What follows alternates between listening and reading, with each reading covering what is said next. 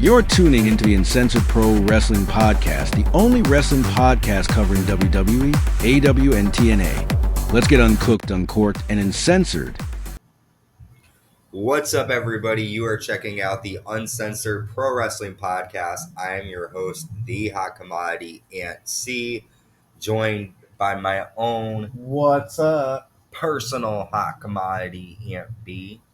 And we are here on a Wednesday, which we're starting our new schedule, which I'll be talking about later on the show. So that means we're covering WWE Monday Night Raw from July 21st, 2025 in Houston, Texas. We're 2 weeks away from SummerSlam. It's a two-night event, MetLife Stadium, the home of WrestleMania 29. So hopefully it'll be that as big as that. But with 2 weeks to go, I'm not really feeling the oomph for this fucking SummerSlam. No, I'm not really excited for it at all yet. Like, they really need to get on it. It's like, I agree. They're really not doing anything. I mean, there's like 5 matches right now, but that's one night. So between SmackDown, Raw, and one more SmackDown, 2 SmackDowns and a Raw, they need to make another 5 matches. Like, get on it. Mm-hmm. I agree. There's definitely, like we're saying, a lot of missing parts here, and we'll dive deeper into that as we cover the show. But kicking off Raw, CM Punk comes out, and CM Punk just won the Gauntlet match last week, which means he'll take on Gunther at SummerSlam. And CM Punk says, "When I came back, I had some goals. Last week, I became the #1 contender. Gunther is one of the best wrestlers in the world. I'm looking forward to locking up with Gunther. I promise I will leave it all in the ring. Gunther was Intercontinental Champion for 666 days. I've been training for this my entire life. Understand, I am not just any wrestler. I'm the best in the world." And then World Heavyweight Champion Gunther comes out, and Gunther says, "I consider myself the best. You have a massive ego. I do too, but mine is justified. Unlike yours, it's not based on what they think. Mine are based on results. At SummerSlam, I'm going to make you regret becoming a pro wrestler. I'm going to drop you like a wet towel. You will never be best in the world." So Gunther coming out here and shutting CM Punk the fuck up with this promo. Honestly, I think Gunther definitely had the upper hand here, and I think Gunther is going to beat CM Punk too. I think now, okay, there's a couple things I want to say about this before we talk about SummerSlam. Let me have it. I'll give it to you, Daddy.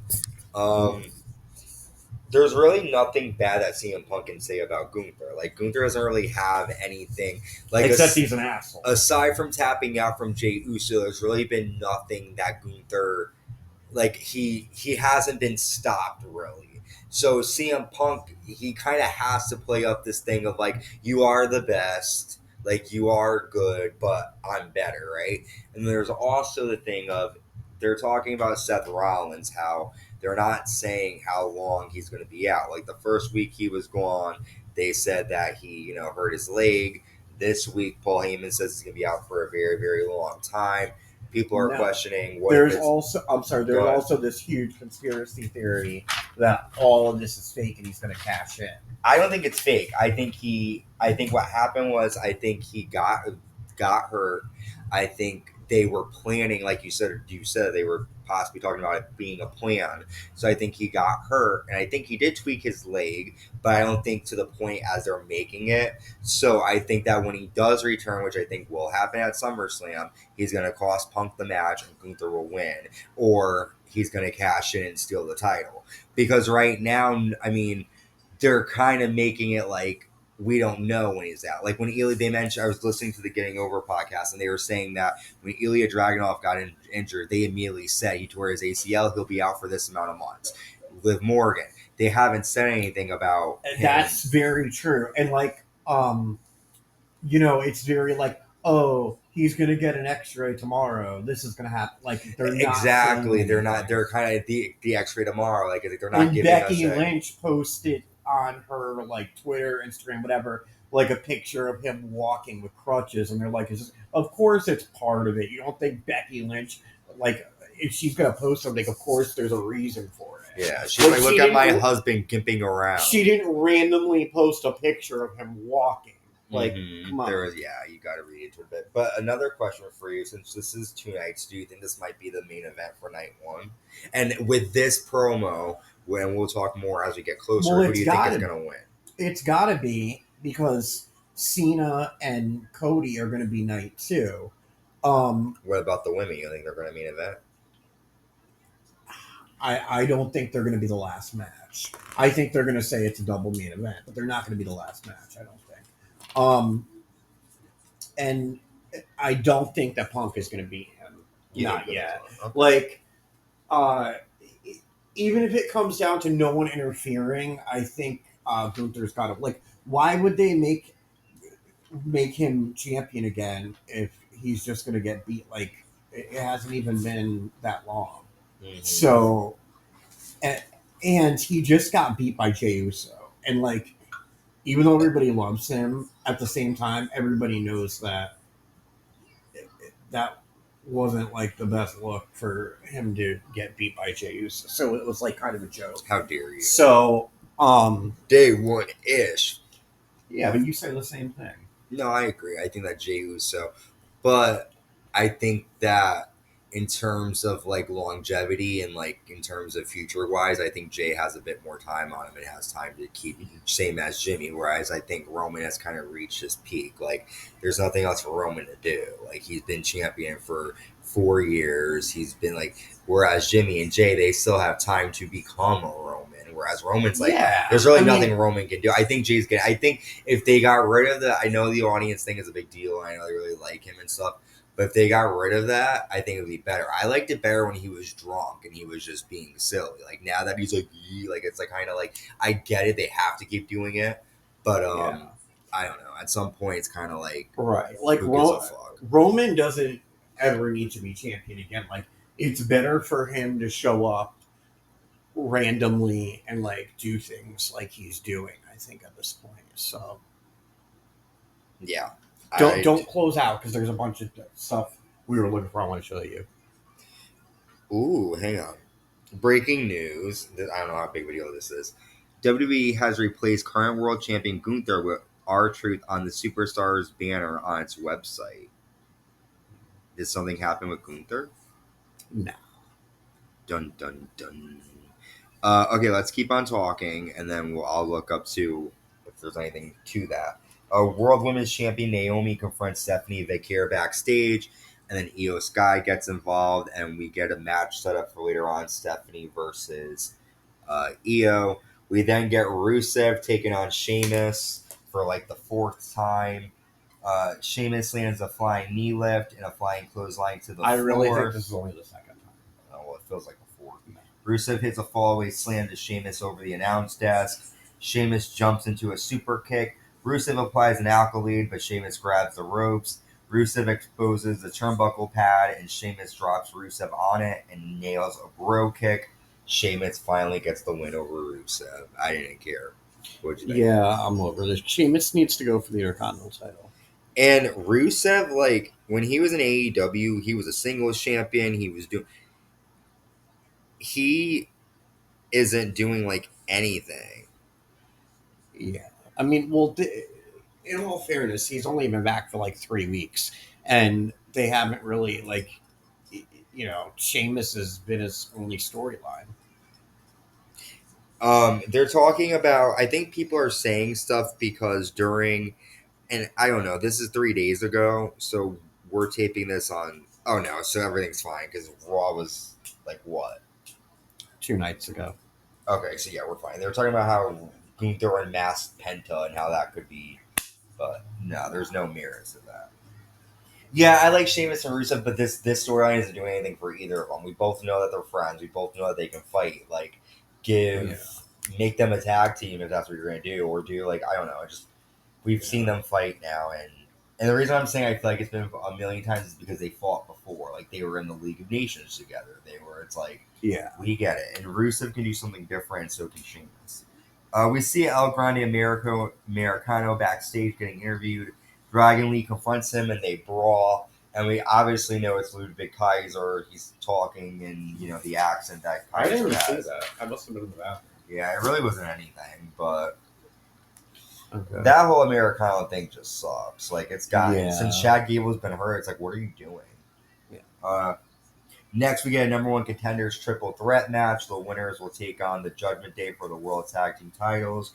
The LWO get the win, defeating the Creed brothers and the New Day after El Grande Americano attacks Dragon Lee on the floor, but Joaquin Wilde rolls up Xavier Woods, so the LWO was take on Judgment Day. But what'd you think?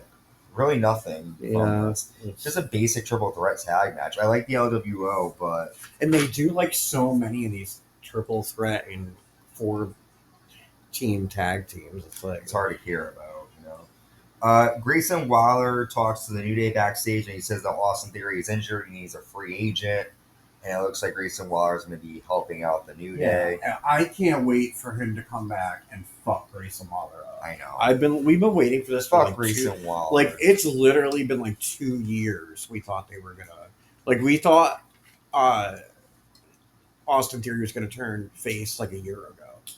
Well, I know, but he's injured now, so we're gonna have to wait for that. If that's true. No, he is. That's why he's been out. Where did he get injured? No idea. Women's Intercontinental Champion Becky Lynch comes out. Becky says, I shouldn't be here tonight. I should be at the premiere of my new movie, Happy Gilmore 2. But instead, I'm here at Evolution. I had the slickest victory. I won and held everyone else down. But at least I was honest, unlike Lyra. She is so greedy. Caca. She wants 2 women's championships. Her intentions are selfish. Lyra, come on out here. So then Lyra Valkyria comes out. Becky says, we are 1 for 1. I have made you a star, but the trilogy ends at SummerSlam. When you lose, you can never challenge for this title. Lyra says, my problem is I never take it far enough with you. I want a no count out, no DQ match. There must be a winner. Becky says, you have disrespected me for months. This is the most important match this title has ever seen. I will ask you to shake my hand to respect this match. But Becky goes to attack Lyra, and Lyra lays her out with a manhandle slam. Now, here's the only thing about this match. We've seen it before, but if Lyra can't challenge for the Women's Intercontinental Championship anymore... While Becky's... Is that what it is? Because she didn't say that. Becky says, you can never challenge for this title again. Maybe she meant, well, I'm champion, but she didn't say that in the promo. She said in the promo, if I win, you can never challenge for this Women's Intercontinental Championship. Yeah, I'm pretty sure it means because if that's the case, then Lyra's definitely winning because she's not going to never compete for that title. Yeah, well, honestly, I'm pretty sure Becky's going to put her over anyway. But what'd you think of this? I don't like it because I don't want Lyra to beat her, and I think she's going to. And they're wasting Bayley. It should have been Bayley versus Becky. Oh, really totally. Bayley wasn't at WrestleMania. She's not going to be at SummerSlam. I honestly feel like she should. I was telling one of those stupid fans, leave and go to fucking AEW at this point. Like, she's really, there's nothing being given to her. Everything. First, she fused her Roxanne, that gets dropped. Then she's going to fight for the tag titles, but gets injured. Then she comes back and loses a triple threat match. And the thing is, they made this huge storyline about how she gets the shitty hand all the time, and it's like they're doing it again. Then after she comes back and loses triple threat, she loses the 2 out of 3 falls number 1 contenders. Yeah, and it's like that, they had this whole storyline about how she gets the short end of the stick. Why? For her to have a triple threat and lose it? Well, now we'll see how her run is now. Tag champions Roxanne Perez and Raquel Rodriguez with Intercontinental champion Dominik Mysterio takes on Lyra Valkyria and Bayley. This makes no sense. They don't like each other. Why are they teaming up? Lyra gets distracted by Bayley and Raquel drops Lyra across the ropes. AJ Styles chases Dominik Mysterio around the ring, and Becky Lips grabs Lyra's leg and tosses her into the ring steps, allowing Raquel to land the Tiana bomb to Bayley. Judgment Day retained the women's tag team. I thought Bayley was going to turn on her in the match, but that didn't even happen. So another loss for Bayley. Unless Bayley is going to turn heel and be pissed that she keeps losing, this is doing nothing for her. Yeah. I mean, it's a possibility, but she just turned face a year ago. Mm-hmm. I don't get it. Well, like right when she left, like Damage Control screwed her over, which was like what before WrestleMania. Yeah. Yep, right before me, when she won the Royal Rumble right after. Yeah. Next up, Sami Zayn taking on Karrion Kross, a rematch from, I think it was Night of Champions. Sami lands an Arabian press to the floor. Scarlett kicks Sami Zayn in the ribs. Sami hits a rope walking tornado DDT. And then Scarlett gives Karrion Kross a pipe, and Karrion hits Sami Zayn in the ribs with it. Karrion Kross defeats Sami Zayn here. Yeah, I like Karrion Kross, but I feel like he needs a better storyline than this. Yeah, I like Karrion Kross too. It's like, I don't think this is going to lead to anything. I don't think Sami Zayn's going to turn heel. I don't know. I agree. I mean, this storyline needs to end, but I think they'll have one final match and then move on, because now it's like Karrion has defeated Sami. Sami's going to want to get revenge for getting attacked in the ribs, do one final match, and then move on. I have a question about Bayley. When she won the Royal Rumble, did she got a title match? Did she win it? She won at WrestleMania against Io Sky. Right, but she didn't hold it for long. She held it for like a couple months, and then I think, oh gosh, I don't remember who took it from her. I think Nia Jax took it from her. Okay. And then Tiffany beat Nia. Okay. And then, yeah. All right, so moving on. Throughout the night, Adam Pearce has been trying to get Dominik Mysterio to see the doctor so he could sign off for his match against AJ Styles at SummerSlam. And Dominik attacks Styles backstage with the Intercontinental title and says, "I'll see you at SummerSlam." So that's going to be a good match. Yeah, I'm wondering if Finn Balor is not going to cost him that match at SummerSlam. We'll see, Finn Balor. Next, Io Sky takes on Stephanie Vaquer. And this is a good match, but it led up to some interference. Stephanie lands the devil's kiss on the apron. And this is a cool move, a super reverse superplex to Io Sky. That's when the Green Regime, which is the Secret Harvest, come out. And Stephanie Vaquer attacks them. But then Chelsea Green attacks Stephanie Vaquer. Stephanie gets a DQ victory. After Io Sky lands a missile dropkick to Chelsea, and then World Women's Champion Naomi comes out and attacks Stephanie and Io from behind. And then Rhea Ripley comes out to a huge pop, destroys fucking everyone, and hits Chelsea Green with a riptide. Naomi versus Io versus Rhea is set for SummerSlam. What'd you think? This is one of the matches I'm a little more excited for SummerSlam. I think this is going to be good. I feel like they are on the verge of pushing Chelsea, but right when they're about to, they kind of don't. But yeah, I think we're gonna get a really good triple threat match. Yeah, that's gonna be a good match for sure. I'd like to think that Murph will retain, but I kind of feel like maybe Rhea's gonna win that. I don't know.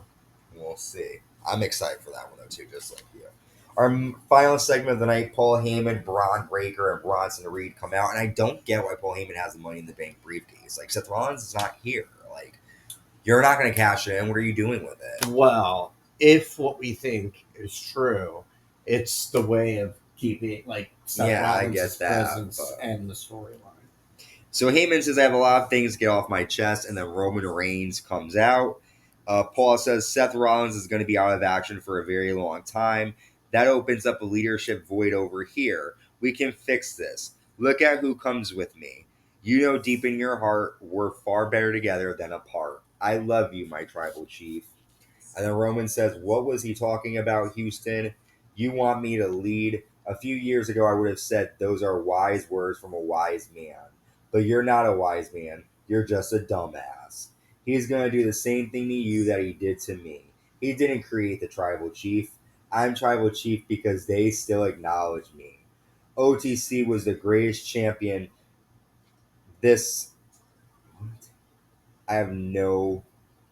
He's basically saying that Paul Heyman had no part in him keeping the championship. He named Solo Sikoa and the Usos for helping him retain the championship over the past couple years, and Sami Zayn. I lost that title after 4 years. I went home and raised the future bloodline. The dumbass that we were just thought that we were just a faction. God created the bloodline. You used to be a friend to my family, and I made you a part of the family. And you threw it all away for a best friend, someone you didn't talk to for a decade. And then Braun Breaker says, "You're irrelevant. You're taking up a spot standing in my ring. I hold value in this place. You're worthless. I'm the big dog now. I'm the future. Do what you do best. Turn around and leave." And then Roman says, "I got to be honest. I didn't hear any of that trash you just said." And then Roman leaves out Braun Breaker with a Superman punch. And then Braun spears Roman eventually. And then Breaker and Reed double team Roman. Jey Uso runs out and makes the save.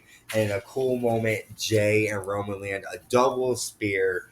And we're definitely going to see a tag match at SummerSlam between these four. But good ending. I really don't think Braun Breaker stood out in this promo. I was going to say, all right, first problem is that Braun Breaker is all sticking up for Paul Heyman, and they've been through like nothing together. Mm-hmm. Like, why are you getting all offended because he called Roman a dumbass? Second, I liked how, like, what Roman said, and he was like, you, like, Paul Heyman walks around literally clasping his hands like he's praying to Roman Reigns. But then CM Punk comes back, who hasn't been around, and they haven't talked in 10 years, and he has this huge, like, inner debacle about who he's going to walk to the ring. It was like, it really didn't make that great of sense. Yeah. So I think Roman definitely won the promo war here, and you know, I'd like to see the tag team match, but it's not like I'm not thrilled for it. Yeah. I feel like it could happen main event Raw. It could. It definitely could. That's why I don't think it's going to main event one of the nights. But I am excited for it, though. I like seeing Roman and Jey together. Yeah. But before we go, this is a decent episode of Raw. It kind of went by fast. Nothing really crazy happened. No. But I want to go over a schedule that I have. If Roman wasn't there, it would have really sucked. Yeah. But Roman helped it. We're going to have a new schedule here for the Uncensored Pro Wrestling Podcast. I want to give you a quick rundown of that. This schedule is starting today. So Mondays is a weekly recap episode we're going to do after the bell. We're going to do it again. But it's just going to be recapping the stuff that happened this week, things we wanted to talk about, maybe stuff that was taking place in the week outside of the ring that affected WWE, AEW, or NXT. Tuesday will be Throwback Tuesday. We're going to have Attitude Era episodes dropping on Tuesdays. Wednesdays is our Raw recap day. You'll get recaps of Raw. Thursday will be NXT and Attitude Years because, that's how we do it. Friday, depending on how many attitudes we bust out, we'll do another attitude, or it'll be just a day that we'll have a break. Saturday will be Dynamite. We'll be recapping Dynamite. And then Sunday will be our SmackDown recap. And I'll post that on YouTube in the little text thing that I could do there so you guys can know when we're dropping videos. So it's not like randomly sporadic like we usually do. So, thank you, Papa. I wasn't expecting that. With that, we've covered all of Raw. We've got NXT, Dynamite. We have Slammiversary. Whole bunch of wrestling. Attitude Years, a lot coming your way. So make sure you subscribe, like, hit the notification bell. And until next time, stay safe and stay uncensored.